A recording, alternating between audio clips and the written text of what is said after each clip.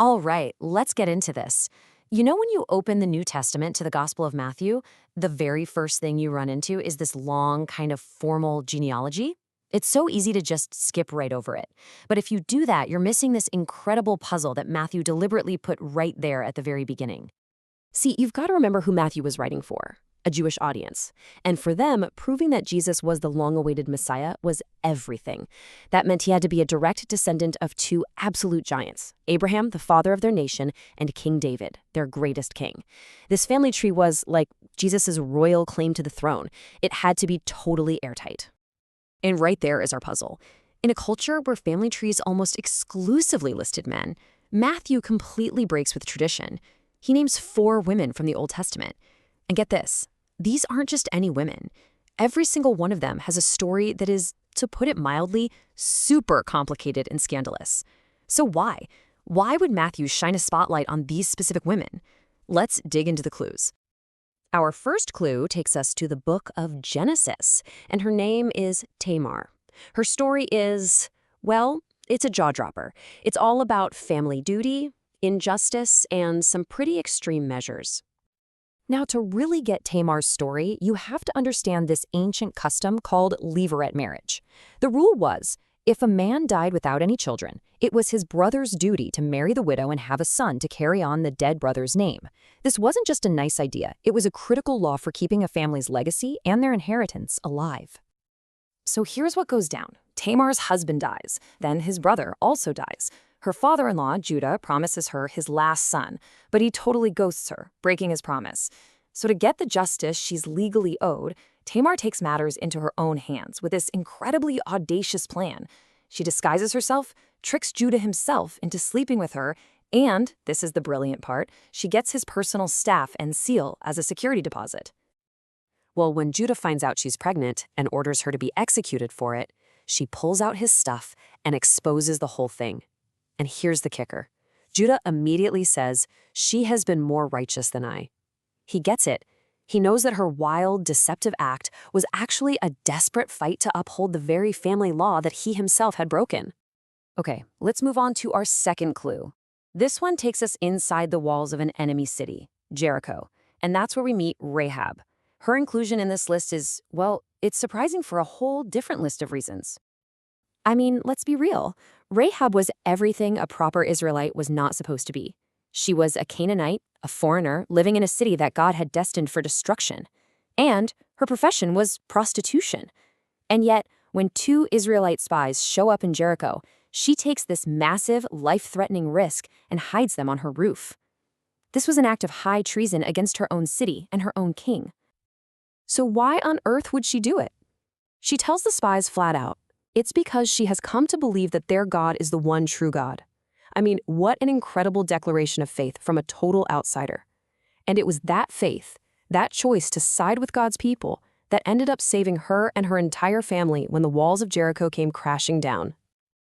Now, our third woman, Ruth, keeps this whole unexpected outsider theme going strong. She wasn't from a city that was about to be destroyed, but she was a Moabitess, a foreigner from a nation that often had a pretty tense relationship with Israel. Are you starting to see the pattern here? It's like Matthew is deliberately pointing out how God brings non-Israelites into his most important family line. First, we have Rahab, the Canaanite, who chose faith.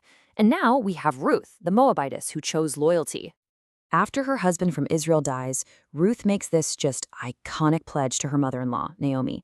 Instead of going back to her own family and her own gods, she completely ties her own fate to Naomi, to the people of Israel, and to the God of Israel.